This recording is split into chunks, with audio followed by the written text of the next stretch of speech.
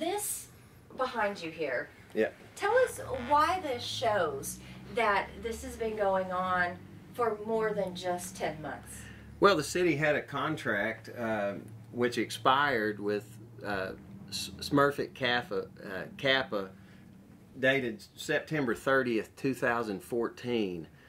So this has been going on for a year and a half before Mark even became employed with the city.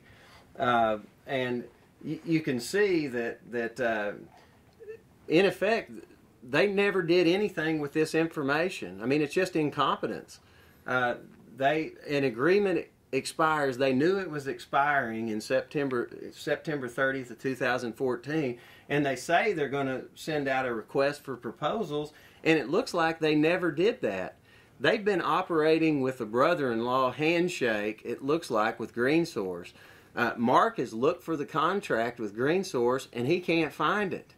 So for a year and a half before he was even employed, they've been operating in this same way. And again, this chart up here, it shows that under this brother-in-law arrangement with GreenSource, they were it looks like that recyclables, 58 tons out of 262 tons that they normally collect. So they're 262 tons a month? Yes, per month. And this is a breakdown of the tonnage per month since 2014. It is. And what Mark had his managers, again, more due diligence on his part. He had his managers, when he found out about this, he immediately started taking action.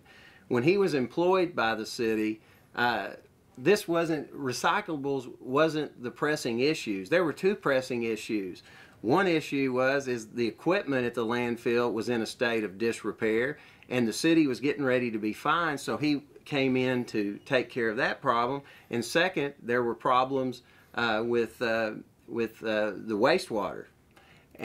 The industrial groundwater. Yeah, industrial groundwater. Or stormwater, excuse me. And so those were the issues that he was taking care of. This wasn't, recyclables weren't even on, he was under, that the administration wanted him to continue as is, which he thought was appropriate at the time.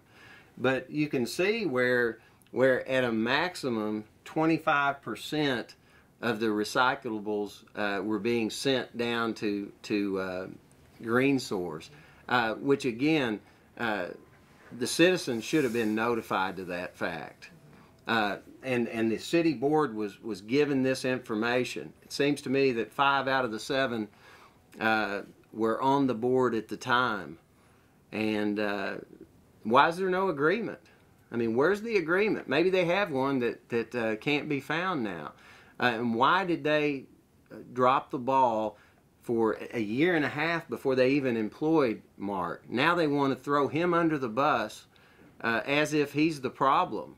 I mean, this problem has been going on since September 30th of 2014. Absolutely. And the numbers here, the tonnage it shows, where does this information come from? This information comes from the managers out at the landfill who compiled this data. Again, Mr. Gefkin and Mr. Dingman want to act like this is a crisis situation. Well, it's a crisis, and get us this information, putting pressure on Mark and his workers. Well, they created it, because when Mr. Gefkin came in, surely Mr. Dingman briefed him on the situation with the recyclables. But you were never briefed. I was never briefed. What were you told about this equipment, that how important that was to the city? What did they say to you? It was a work in progress. They've been working on a proposal to take to the board to get new equipment. I was left to my own devices to discover ADEQ inspections where we were written up for something called flagging, and that's improper covering of waste. You're required to cover 6 inches of daily cover every day on all waste disposed at a Class 1 landfill. That's an MSW. That's a requirement, and we'd been written up on that, and there was an enormous amount of flagging out there. And that prompted me to look at that report and said, hey, we've got to do something or we're going to be in trouble. Big trouble. Okay.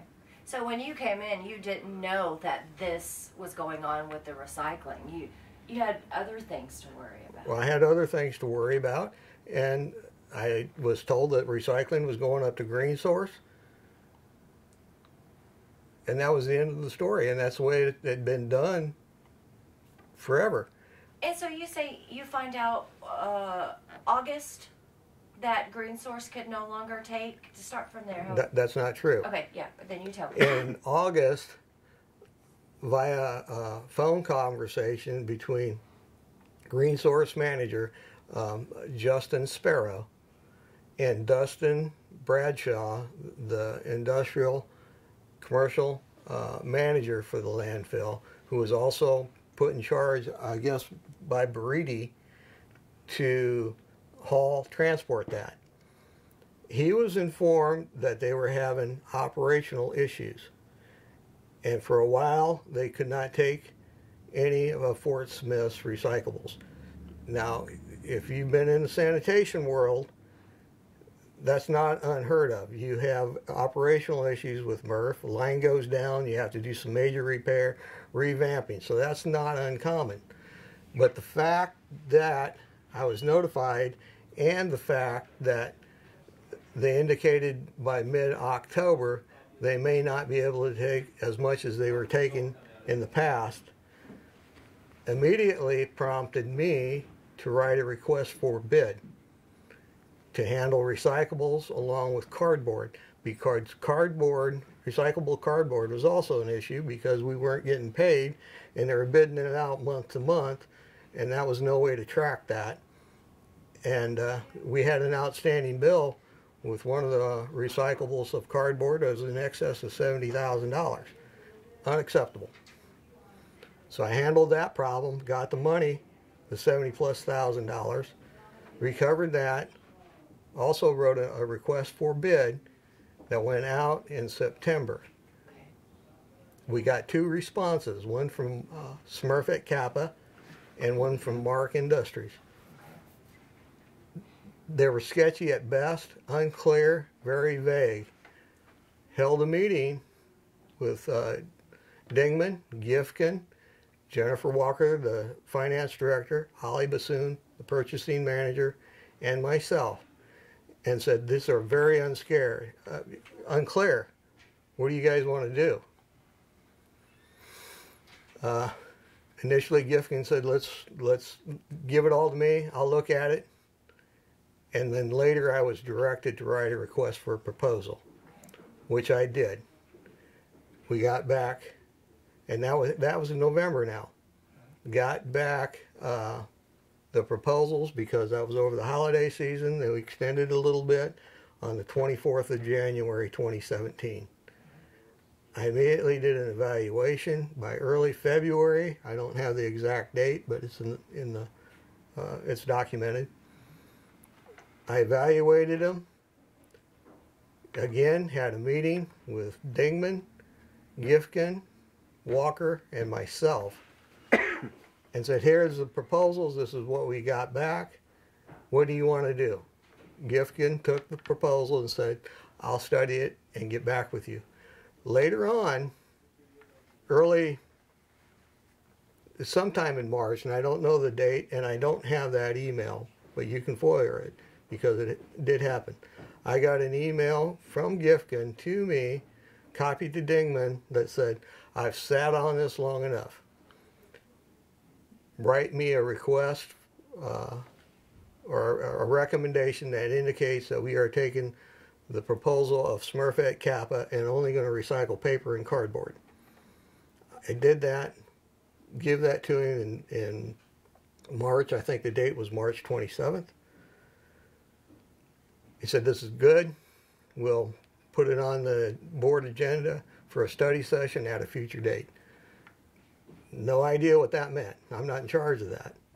Future date means future date. Waited.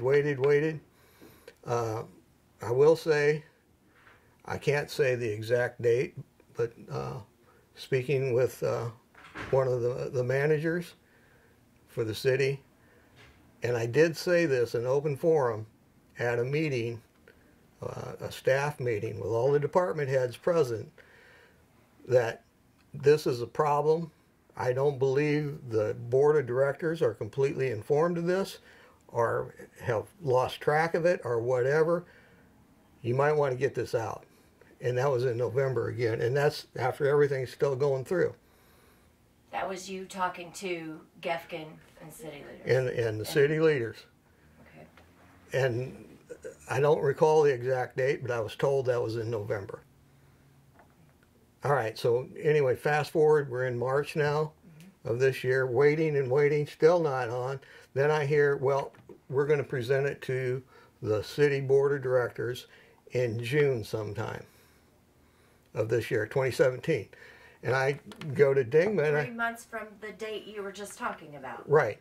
Continue, please. So I went to Dingman. I said, if we're waiting that long, why don't I see if I can go back to Mark Industries and negotiate a better deal.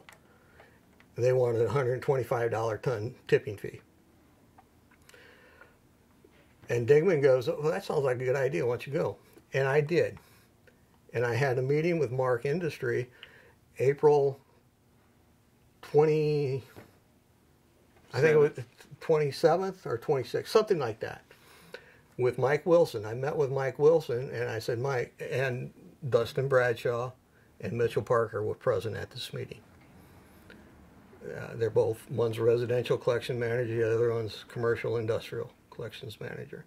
And I said, Mike, we want to work with you, but we don't like the $125 tipping fee. Is there anything you can do? I said, we really want to do that, and we discussed some ideas about, maybe offsetting some of the cardboard because that's profitable to cover that, trying to get a neutral cost for the citizens and still have full recycling. I said, maybe we can put a cap of some sort on a reduced gate rate tipping fee at the landfill to help offset that, but still recover our costs.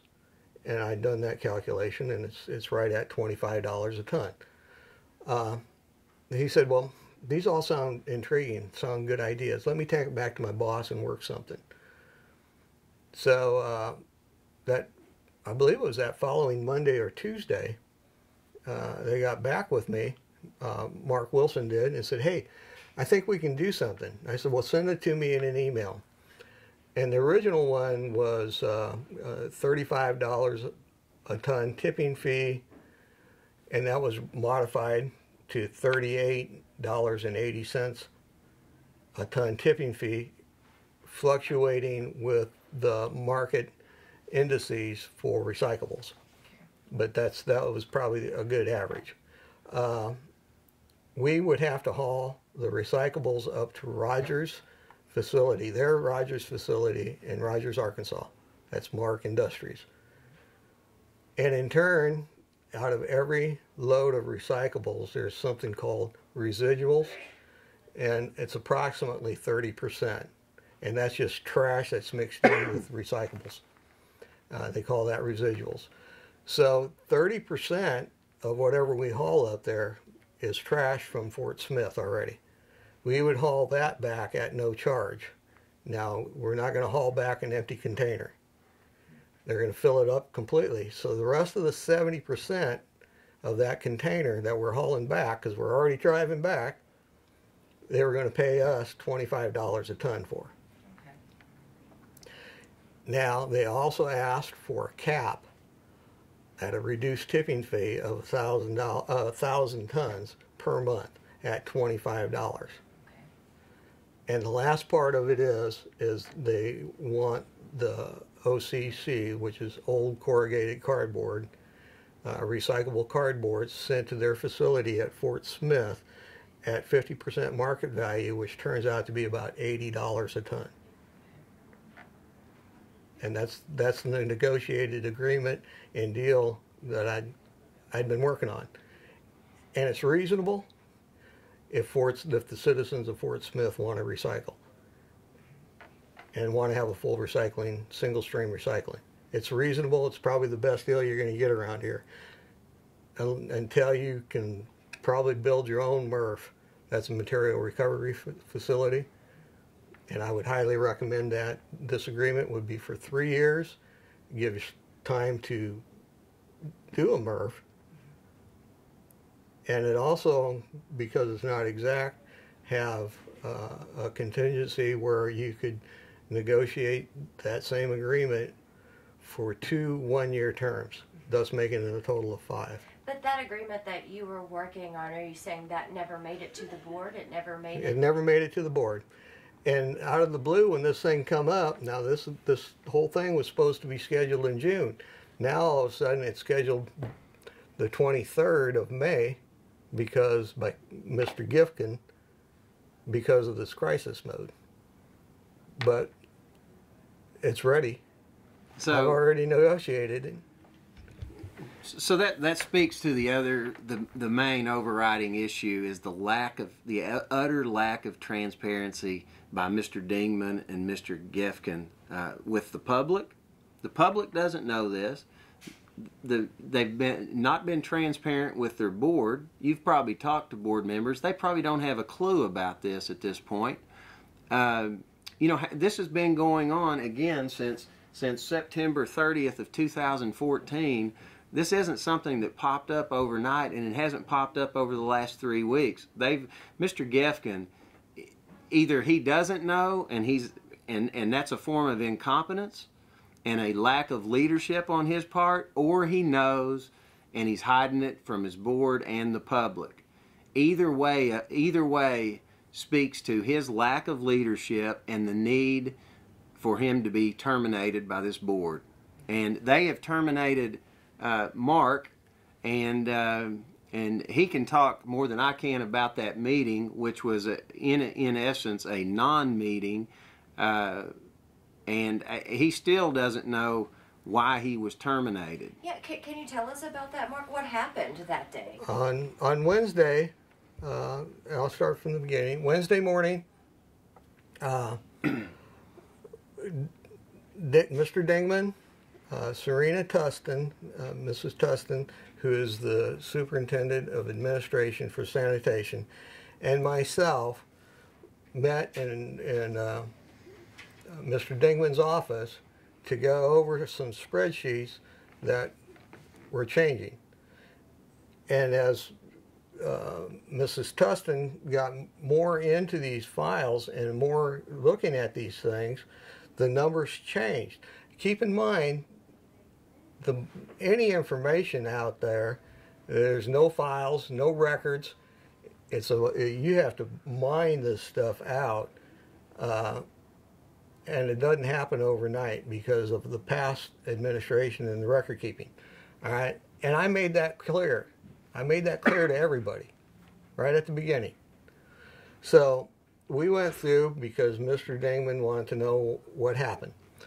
So Mrs. Tustin explained to Mr. Dingman that some of these things that were originally in the computer system were not verifiable with any load tickets.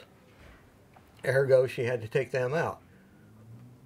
And he asked me at that point, and Mrs. Tustin, this final spreadsheet, how confident are you of this? And Mrs. Tustin, who made the spreadsheet, said she was very comfortable with this, and these were the right numbers. Now, it took a while to get there because of sketchy information and sketchy data. You're trying to mine this stuff out of records that don't exist. So that's what happened. And I come back to the landfill, going to rewrite of the agreement that Mark was presenting because Mr. Dingman didn't like the way it presented and he wanted it clearer. But I said, all right, I'm not going to argue with you. I'll do this. In my eyes, it doesn't make sense because what needed to happen is to take the existing agreement that I'd already worked out, hold a meeting with Mr. Gifkin and Dingman and myself, and if need be, get the finance director in there and show these numbers and talk about it. before you make the final board information memo. That's what needed to happen. I went back to the office and I started doing that. Dingman also wanted to know how I come up with, I think the number was $52,000 per month to run the routes, something and change. I said I used that off the FEMA website, and the fact that a garbage truck that we normally use for that charges $53 an hour, excluding labor. I said also that because we do not use that, trucks are broke down for whatever reason, and we don't know which truck at this point to back off of that 53 to 45 multiplied by 40 times 7, because there's 7 trucks. Also keep in mind, I also told him that these trucks are used for dual purpose and almost at a 50-50. They're used for collecting yard waste and they're used to collect for recyclables. So out of that 52,000 plus, you need to divide that in 2 if you're just looking at recyclables. Okay. So you feel like that was a pretty accurate number then? Well, you can, and earlier I give Dingman a number that Mitch Parker used that he put out to the press, and I clarified that. I said, this is Mitch Parker's number. And that's where he said, this came from the sanitation department. When I was called by Kate a couple days ago asking me about that, and I said, and she said that it came from the sanitation, or it came from me. I said, it did not come from me. It's not my numbers. And it wasn't. And I told her what I used.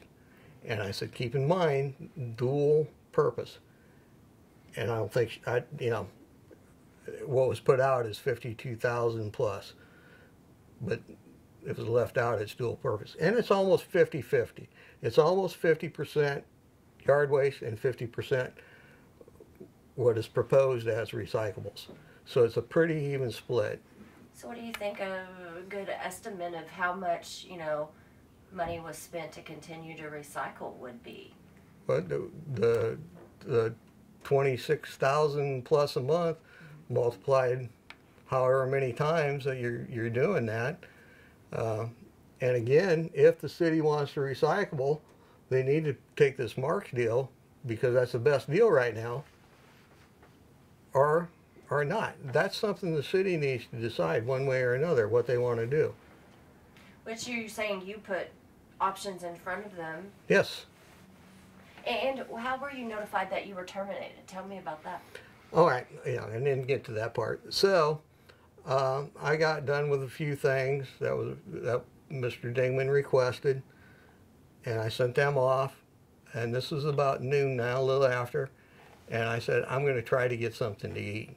Because frankly, I haven't slept much and I haven't eaten much. Mainly trying to figure out what to do here and where to go. So I finally thought, well, this might be a calm. So I went and got some chicken noodle soup at Panera, for whatever means that is. But come back, and it was about 1 o'clock, and on my way back, I got a phone call from Mrs. Tustin informing me that Miss Roundtree, Mr. Dingman, and Mr. Gifkin were in the administrative conference room at the landfill wanting to know when I'd be back. And I said, I'll be back within 5 minutes because I'm right outside the gate. I'll be right there. Come in, parked, walked into the administrative conference room at the landfill, walked in there, and Mr. Gifkin was walking around the room pointing things out that this was expensive, that was expensive on Baridi's part. And I can't say his last name. I can't pronounce it. Nickel Kelly. Yeah, Nickel Kelly.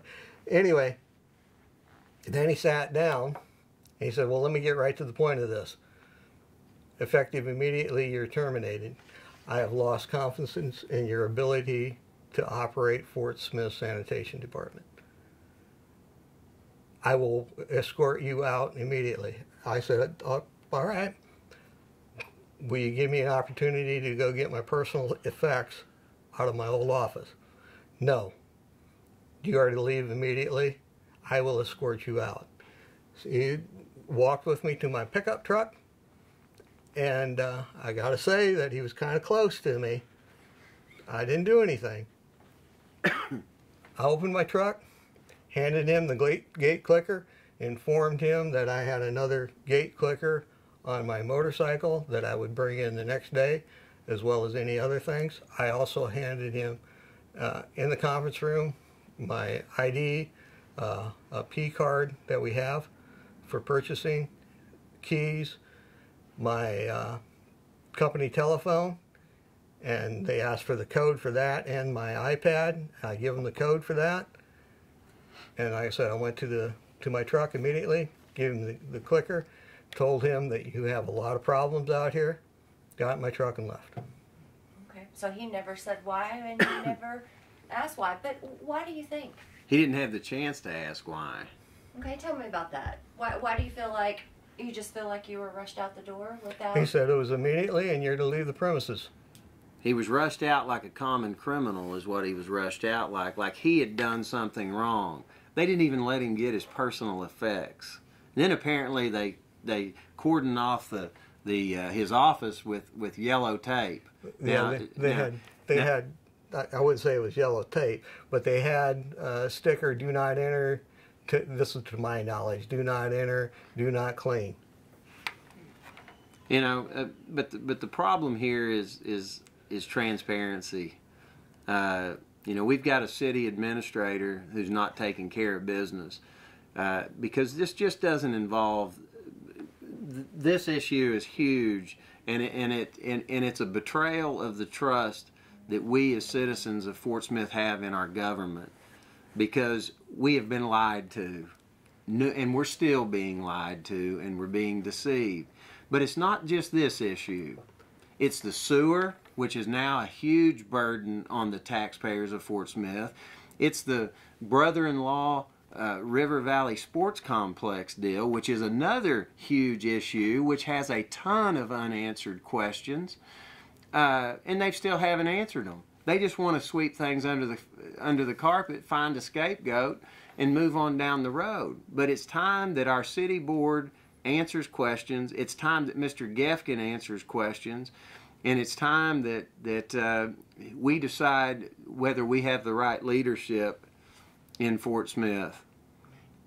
And do you think, honestly, that there's true numbers out there that with the way you came in, you say, you know, all the records are kind of a mess. Are there true numbers out there anywhere of what's been going on, or is it sort of in the wind? It's sort of in the wind. I feel not confident of anything until I implemented what's called a tonnage report that's done every month, and that started, and we finally had enough training on the software program that tracks all this stuff to know how to use it, because they didn't even know how to use this thing. So I feel confident of everything from October moving forward, and only because of that tonnage report. I see.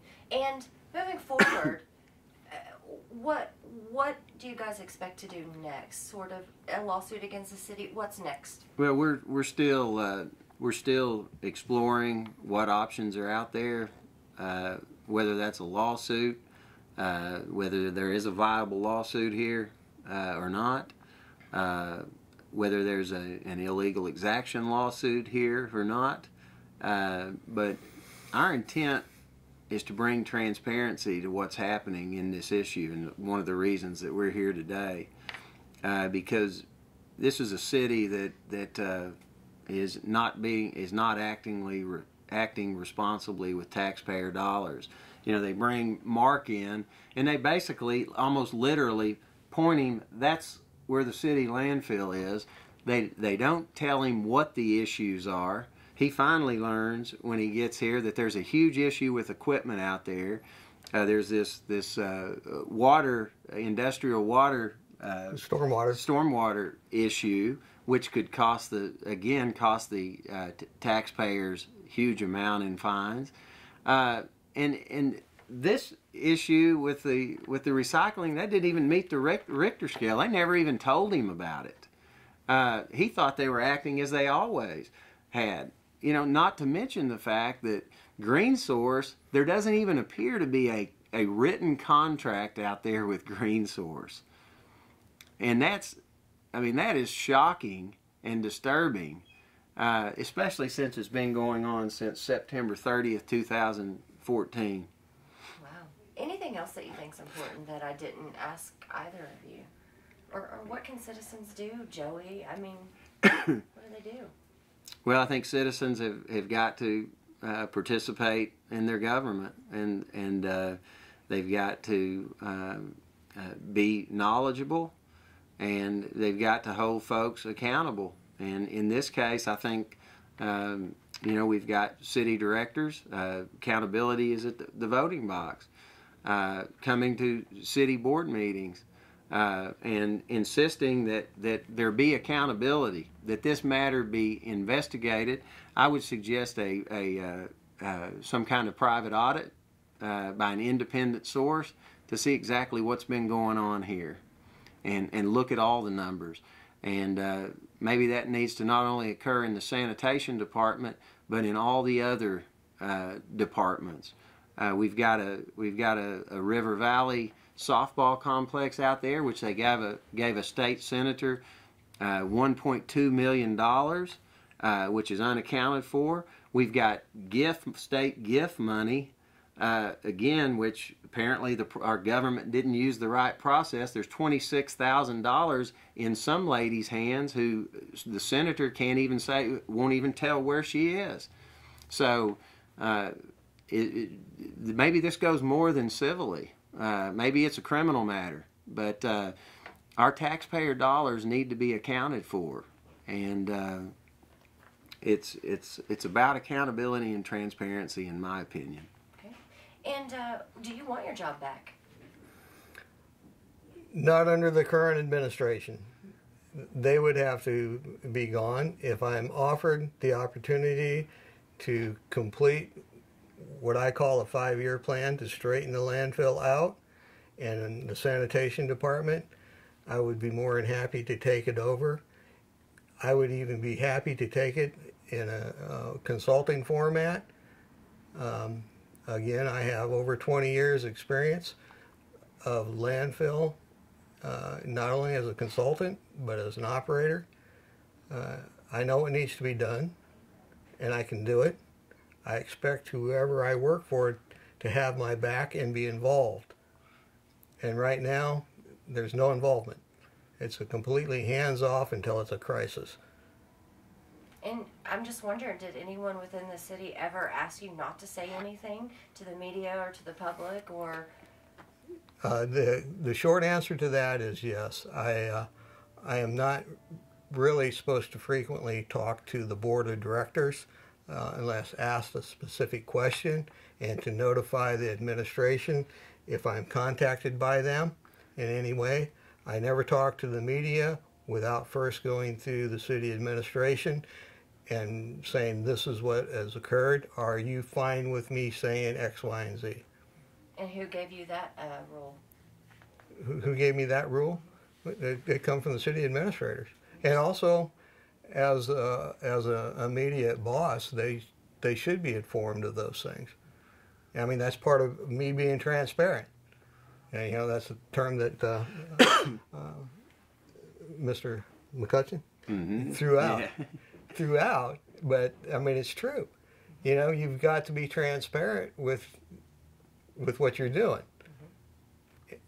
And I know I told Mr. Gifkin when he first come out, and Mr. Dingman told me to go pick him up, show him around the landfill. I told him on the way back, I said, I will keep throwing things at Mr. Dingman and telling him things. I don't think he wants to hear everything until the point that he tells me he doesn't need to hear it. Did he ever tell you, don't tell me anymore? No, he has not said that. I don't believe they've been involved. The only time I saw Mr. Dingman, I saw him one time after Mr. Gifkin got here, that he was going to a groundbreaking ceremony, and he showed up at my office at the landfill, and I said, "What's going on?" And he said, "Oh, I was just at a groundbreaking, and I was close by, I thought I'd stop in." I said, "Cool, is there anything you want to see?" "No." "Go on." And then we had a little incident where it became a crisis because of something called task-based system. That's and I don't know if you're familiar with that term. What that amounts to is it's particularly targeted at recycling, or not recycling, at residential collection routes, trash routes. A truck is given a route. You finish that, you can go home. And they're to work 4 10-hour days. And they don't work Wednesday, so it's Monday, Tuesday, Thursday, and Friday. And they go home. And that came to my knowledge via the industrial or the internal auditor.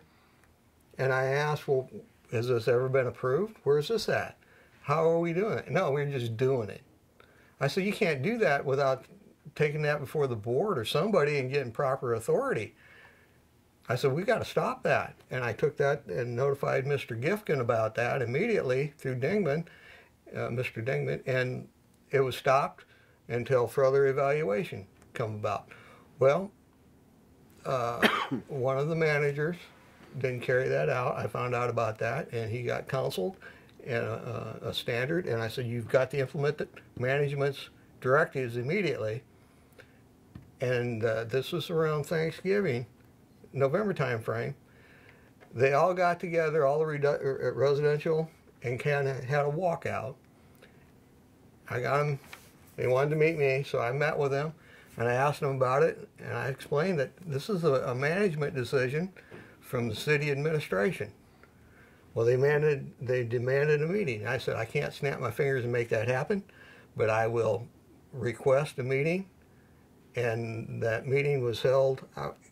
I want to say it was the following Tuesday. This happened like on a Thursday or a Friday or something like that. I can't remember the exact time frame. But they come out, and the bottom line was, is that's correct. Until we get further clarification, it's task-based. Well, everybody went back to work, grumbled, and went about their business. Bottom line is the administration, in my opinion, needs to come out there, Mr. Dingman, at least on a quarterly basis, minimum, once every 3 months, if not more often, and get involved. Mr. Gifkin, at the minimum, needs to come out there twice a year to update the employees on the activity and the direction the city's going. This is my opinion. Nobody else's. This is just mine. And they haven't done that. They have not done that. It's been a hands-off. Let's take care of crises as immediately they come up. Let's fire questions, boom, boom, boom, one after another. And again, keep in mind, you can't snap your fingers and pull this data up. You may want this stuff, and I'll give it to you, but it's probably not completely accurate. And I made that clear. Okay. He's talking about questions. This is the memo that this is how Mr. Gefkin gets questions. He sends out 10 questions instead of meeting face to face like Mark had requested. He sends out a 10 questions, and one of his questions, which kind of speaks to the problem, is number 9. Why has this taken over 3 months since the RFP results to arrive at a solution? And of course, and then he says, waiting for me is not an answer.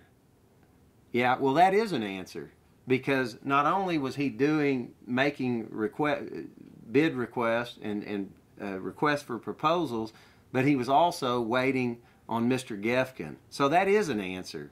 Whether Mr. Gefkin likes that is really beside the point, because that's what he was doing.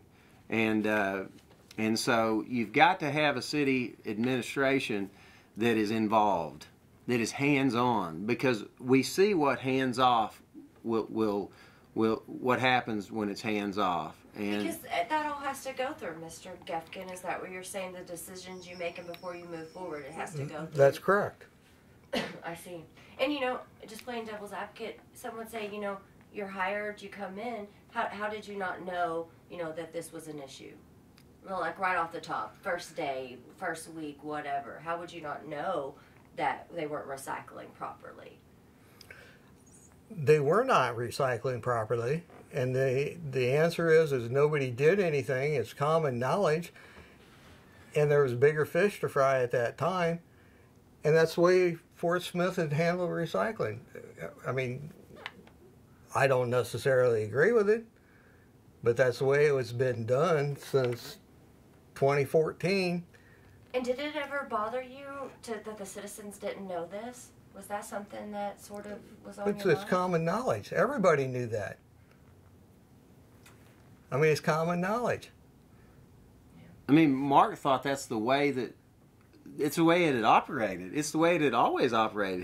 He thought the citizens were comfortable with that, with that approach, until the information he gets in August and starts looking into it closely. See, well, anything else that I didn't ask you to? No, ma'am. Okay. Thank All you. right. I need to get some video of this.